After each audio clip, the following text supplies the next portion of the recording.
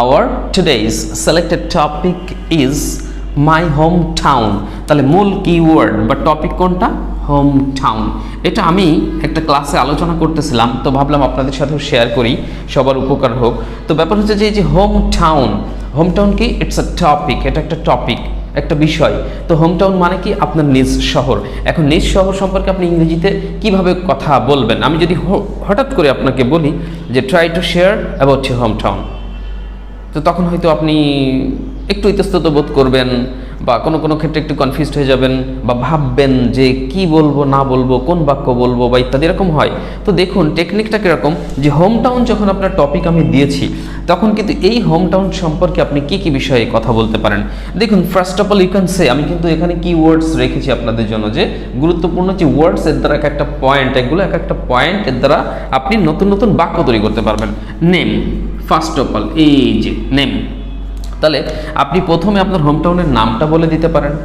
তো নামটা ধরেন আপনি বললেন যে আমার হোম টাউনের নাম খুলনা। আমি বললাম the name of my home town is Khulna. আপনার হোম টাউনের নাম যদি ঢাকা হয় কি অন্য কোনো শহর হয়, তাহলে আপনি ওইভাবে বলুন the name of my home town is Dhaka, the name of my home town is Khulna. তো যাই হোক এটসেট্রা, এইভাবে ঢাকা খুলনার জায়গায় আপনারা আপনাদের নিজ হোম টাউনের নামটা বলে দিলেন। তাহলে এখান থেকে আপনি কিন্তু একটা বাক্য পেয়ে গেলেন। এবার হয়তো চিন্তা করতে পারেন যে what can I say after that, তারপরে আমি কি বলতে পারি, মানে এরপর আমি এবার কি বলবো। হ্যাঁ দেখেন, এইবার দেখেন লোকেশন, ঠিক আছে, এই যে এই লোকেশনটা আপনি বলতে পারেন যে আপনার হোম টাউনটা আসলে কোথায় অবস্থিত। ঠিক আছে, কারো হোম টাউন হতে পারে বিভাগীয় শহর, আবার কারো হোম টাউন হতে পারে কোনো আঞ্চলিক শহর। তো ধরুন আমার হোম টাউন যশোর। এখন আমি যশোরটা কোথায় অবস্থিত? এই যশোর জেলাটা। তো আমি বললাম যে আমার বাংলায় বলি আগে, যে আমার নিজ শহর খুলনা বিভাগে অবস্থিত। ঠিক আছে, তো আপনি বললেন যে মাই home town is located in Khulna division. My home town is located in Khulna division. আবার এভাবে বলতে পারেন মাই home town is under Khulna division. My home town is under Khulna division.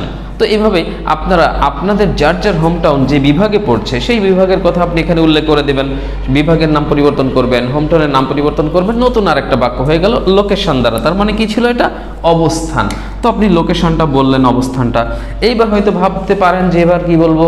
হ্যাঁ, আপনার হোম টাউনের লোকজন সম্পর্কে আপনি কিছু বলতে পারেন।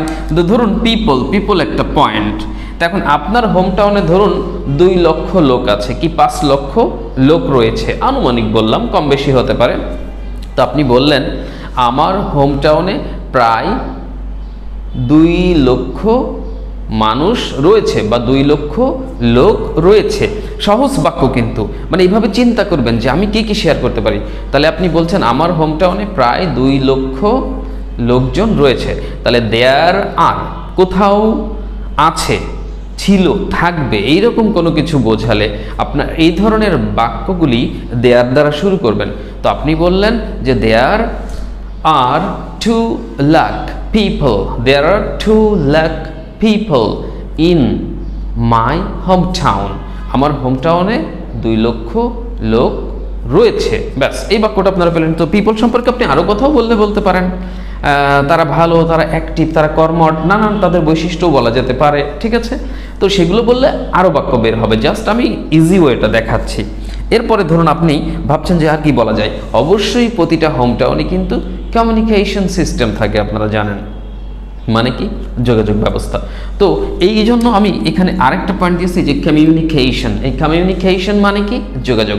So how is the communication system of your home town? এবার আপনি বলতে পারেন যে কমিউনিকেশন সিস্টেমটা আমার শহরের যোগাযোগ ব্যবস্থা বেশ ভালো, আমার শহরের যোগাযোগ ব্যবস্থা সহজ এবং আরামদায়ক। আমার শহরের যোগাযোগ ব্যবস্থা সহজ এবং আরামদায়ক। ধরুন এই বাক্যটি আপনি বলবেন, কি বলবেন? The communication system of my home town is easy and comfortable. Easy and comfortable.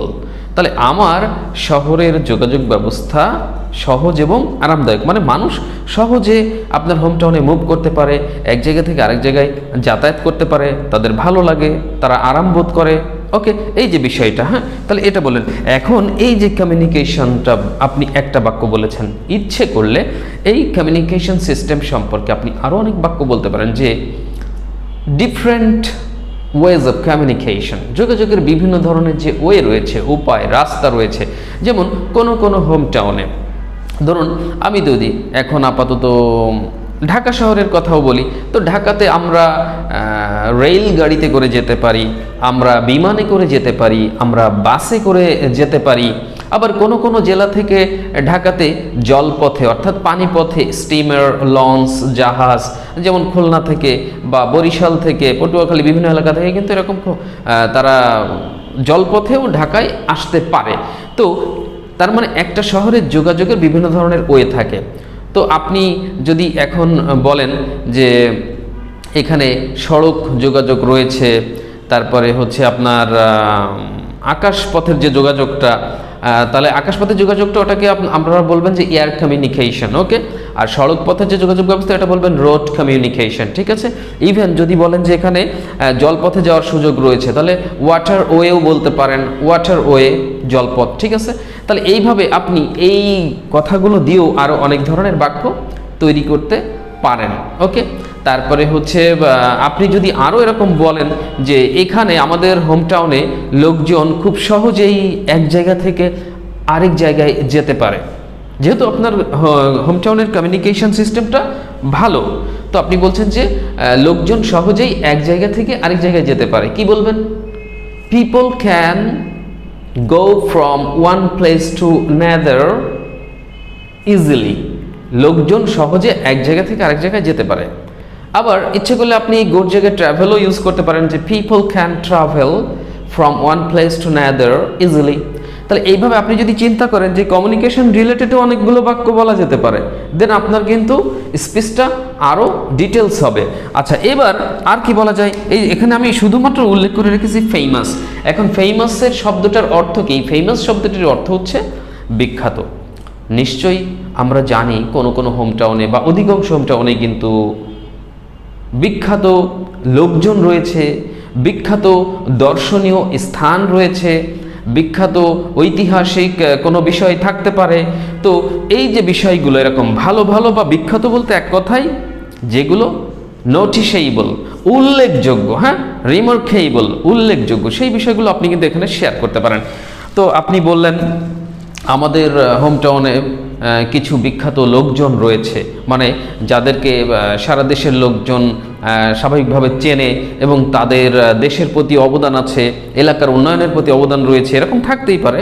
তো আপনি বললেন যে আমার শহরে কিছু বিখ্যাত লোকজন রয়েছে। দেয়ার আর, এটাও দেয়ার দিয়ে শুরু করবেন, ওই যে বলছিলাম আছে, ছিল, থাকবে, মানে কোনো জায়গাতে এরকম হলে, হ্যাঁ। আচ্ছা, আর কোনো ব্যক্তির আছে, যে আমার আছে, তার আছে, তখন কিন্তু আই হ্যাভ, হি হ্যাজ, সেটা আলাদা বিষয়। আর কোথাও আছে সেটা, তাহলে আমাদের হোম টাউনে কিছু বিখ্যাত লোক রয়েছে। There are some famous people in our home town. There are some famous people in our home town. আমাদের হোম টাউনে বেশ কিছু ফেমাস লোকজন রয়েছে। এইবার ইচ্ছে করলে আপনি এই যে বাক্যটা বের করেছেন ফেমাস থেকে, যে ফেমাস লোকজন, এই ফেমাস লোকজনের কি কি কন্ট্রিবিউশন রয়েছে, তারা কে কি করেছেন, কোথায় কি অবদান রেখেছেন, কন্ট্রিবিউশন রেখেছেন, you can also mention that. আপনি সেগুলোও মেনশন করতে পারেন। Then you will get more sentences, আরও অনেক বাক্য পাবেন। Now take a look. এবার দেখুন এখানে নোট করা আছে এনভায়রনমেন্ট। এনভায়রনমেন্ট মানে কি? পরিবেশ। হোম টাউন, আমরা সবাই চেষ্টা করি যে পরিবেশটা সুন্দর রাখবো, ভালো রাখবো, বাট অনেক সময় হয় কি আমরা বিভিন্ন হোম টাউনে দেখি যে বিভিন্ন জায়গায় পরিবেশটা সুন্দর নয়, অগোছালো, অপরিচ্ছন্ন, এরকম আমরা দেখে থাকি। তো আপনি স্বাভাবিকভাবে পজিটিভ কথাই বলেন, কিছু নেগেটিভ উল্লেখ করলেও করতে পারেন, যেহেতু you are trying to deliver a speech, আপনি একটা স্পিচ দেওয়ার চেষ্টা করছেন। সো আপনি প্রথমে পজিটিভলি বললেন যে আমাদের হোম টাউন খুব পরিষ্কার পরিচ্ছন্ন আছে, অনেক হোম টাউন তো পরিষ্কার পরিচ্ছন্ন আছে। তাহলে hour home town is very neat and clean. Our hometown is very neat and clean. Okay? আচ্ছা, তারপরে হচ্ছে আর কি বলা যেতে পারে, এখানে এই পরিবেশ সম্পর্কিত যদি আরও কিছু কথা বলতে চান, যে এখানে দূষণ নাই, পলিউশন নাই, যে পলিউশন ফ্রি এনভায়রনমেন্ট রয়েছে, তারপরে লোকজন সচেতন, দ্য পিপল আর কনসিয়াস, তারপরে প্রত্যেকে পরিবেশ পরিষ্কার রাখতে চেষ্টা করে, everybody tries to keep the environment clean, আমরা সবাই সচেতন, we all are careful. So এরকম ভালো ভালো কথা আপনি বলতে পারেন, এটা তো পজিটিভ সাইডস। তো নেগেটিভ সাইডেও কিন্তু আপনি এনভায়রনমেন্টের কথা বলতে পারেন, যে কিন্তু কিছু লোক অসচেতন, but some people are careless, তারা এখানে সেখানে আবর্জনা ফেলে বা নিক্ষেপ করে। দে থ্রো আবর্জনা হচ্ছে waste materials, they throw waste materials here and there, তারা এখানে সেখানে আবর্জনা ফেলে। তাদের এটা করা উচিত নয়, দে শুডন্ট ডু ইট। আমাদের সবাইকেই সতর্ক হওয়া উচিত, we all should be careful. তো এইভাবে কিন্তু আপনি আরও অনেক বাক্য তৈরি করতে পারেন। তো দেখেন, আপনি যখন স্পিচ তৈরি করবেন এরকম, তখন এইভাবে নানান কিছু বলতে পারেন। এবার দেখেন, এখানে লেখা আছে সিকিউরিটি। হোম টাউনের সিকিউরিটিটা কেমন? হোম টাউনে তো অনেক সিকিউরিটি থাকে, পুলিশ থাকে, গার্ড থাকে, বিভিন্ন ধরনের সিকিউরিটির ব্যবস্থা থাকে, সিসি ক্যামেরা থাকতে পারে। তো আপনি এইগুলো উল্লেখ করতে পারেন, হ্যাঁ, যে আমাদের হোম টাউনের নিরাপত্তা ব্যবস্থা প্রশংসনীয়। এক কথায় বলে দিয়েছেন, মানে বেশ ভালো, যে আমাদের হোম টাউনের নিরাপত্তা ব্যবস্থা প্রশংসনীয়। তাহলে কি বলবেন? The security system of our home town is praiseworthy মানে কি? প্রশংসনীয়। তো এইভাবে দেখেন আপনি কত বাক্য বানাতে পারবেন ইচ্ছে করলে। Last one, nice place. প্রতিটা হোম টাউনে সুন্দর সুন্দর জায়গা থাকে, সুন্দর পার্ক থাকে। আপনি বললেন আমাদের হোম টাউনে কিছু সুন্দর পার্ক রয়েছে, পার্কের বাংলা আবার উদ্যান।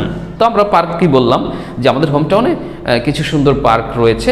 দেয়ার are some beautiful parks in our home town. So dear learners, এইভাবে যদি চেষ্টা করেন, তাহলে কোনো বিষয়ে স্পিচ দেওয়া কোনো ব্যাপার না। বাংলায় চিন্তা করবেন, যে বাক্য মাথায় আসবে সেটাকে আপনি ইংরেজি করে ফেলবেন। এখন ফিনিশিংয়ে যে হয়তো দেখাচ্ছে, আপনি কি করলেন, আপনি দেখাচ্ছে এবার আপনার পার্সোনাল ওপিনিয়ন শেয়ার করে দিলেন এখানে, ঠিক আছে? এই যে পার্সোনাল ওপিনিয়ন, যে এবার শেষে হয়তো বললেন যে আমি আমার হোম টাউনকে অনেক পছন্দ করি, I like my home town very much, আমি আমার হোম টাউন নিয়ে গর্বিত, I am proud of my home town, এরকম বললেন। বলে এইবার কনক্লুডিং সেন্টেন্স আপনি বলে দিলেন, ফিনিশিং, শেষ করা, যেটা যে আপনি শেষ করে দিবেন। এখন শেষ বলে আপনি কি বলতে পারেন? একেবারে সংক্ষেপে শেষ করে দেন, that's all, thank you so much, have a good day.